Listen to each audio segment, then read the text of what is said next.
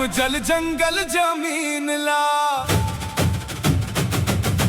जाग रे संगी अब तो जाग जा रे, छत्तीसगढ़ के शिमला ला बचा ले रे। हो बचा ले ओ संगी मैन पाटला, बचा ले। ये हरी भरी वादियां, ये ठंडी ठंडी हवा, सरभंजा के जलप्रपात जैसे अमृत के दवा। उल्टा पानी के अचरज हिलावत है मन ला, बौद्ध मंदिर के घंटी सुनावत है भजन ला। आज ये सुंदर चंदा में, आज ये सुंदर चंदा में कजरवा लगावत है। खदान खोदे के नाम में सबला डरावत है। जाग रे संगी अब तो जाग जा रे, छत्तीसगढ़ के शिमला ला बचा ले रे।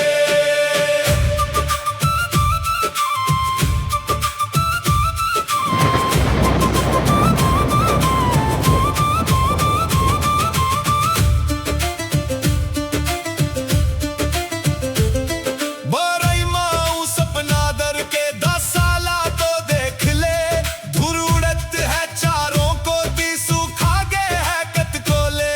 बॉक्साइट के लालच में मरण पाट ये बन जाही, आज चुप रही बेका तकाल कत को रोवा पाही। आने वाला पीढ़ी भर, आने वाला पीढ़ी भर का छोड़ के जाबो जी, जमीन चौरस हो जाही ताका कंकड़ भट्टा खाबो जी।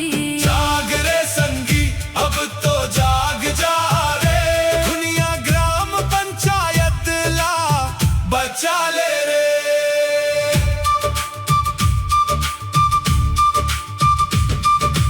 हाथ में तिरंगा धारे संविधान के किताब है, जल जंगल जमीन हमर पाई पाई के हिसाब है। दलाल मन के झांसा में अब ककरो झन आना है, बाजा गाजा संग आज अधिकार ला जगाना है। चिपको आंदोलन जैसे, चिपको आंदोलन जैसे भुइयां में सो जाना है। हमर मैन पाटला खुदा पुर नहीं बनाना है। जाग रे संगी अब तो जाग जा रे, छत्तीसगढ़ के शिमला ला बचा ले रे।